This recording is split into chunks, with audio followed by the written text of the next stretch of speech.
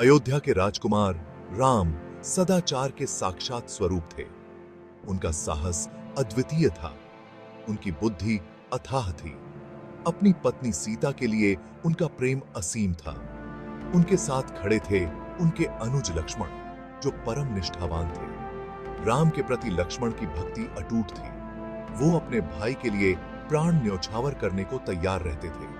पवित्रता और सौंदर्य की प्रतिमूर्ति सीता ने इस तिकड़ी को पूर्ण किया। तीनों ने मिलकर उन चुनौतियों का सामना किया जो भाग्य में उनके लिए लिखी थी।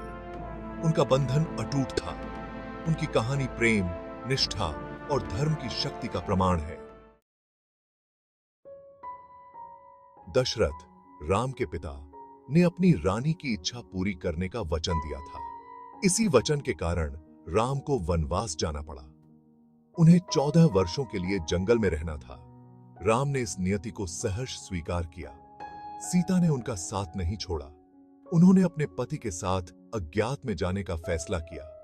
प्रेम और कर्तव्य से बंधे लक्ष्मण भी उनके साथ हो लिए।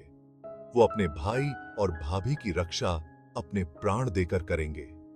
जंगल उनका इंतजार कर रहा था। जंगल में कई खतरे थे। राक्षस और जंगली जानवर आजादी से विचरण करते थे। फिर भी राम का साहस कभी कम नहीं हुआ। उन्होंने दृढ़ डिटर्मिनेशन के साथ सीता और लक्ष्मण की रक्षा की। हालांकि एक नया खतरा सामने आया।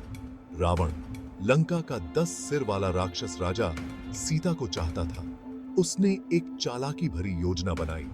राम को उनकी कुटिया से दूर ले जाकर रावण ने मौका पाया। उसने सीता का अपहरण कर लिया और उन्हें अपने आइलैंड राज्य में ले गया। दुख से व्याकुल राम ने सीता को वापस लाने की प्रतिज्ञा की। उनकी खोज उन्हें हनुमान, वानर राज के पास ले गई। हनुमान ने अपना अटूट समर्थन दिया। वो राम के वफादार साथी बन गए। हनुमान की मदद से राम ने समुद्र के पार लंका तक एक पुल का निर्माण किया। युद्ध छिड़ गया।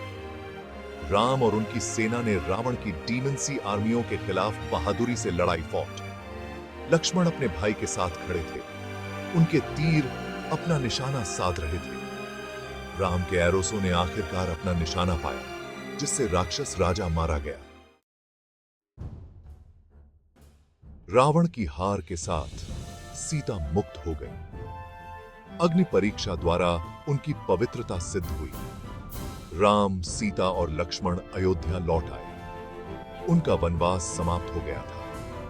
राज्य में खुशियां मनाई गई। राम का शासनकाल शांति और समृद्धि का था। रामायण हमें याद दिलाती है कि बुराई पर अच्छाई की हमेशा जीत होती है। यह हमें साहस, निष्ठा और धार्मिकता के महत्व को सिखाती है।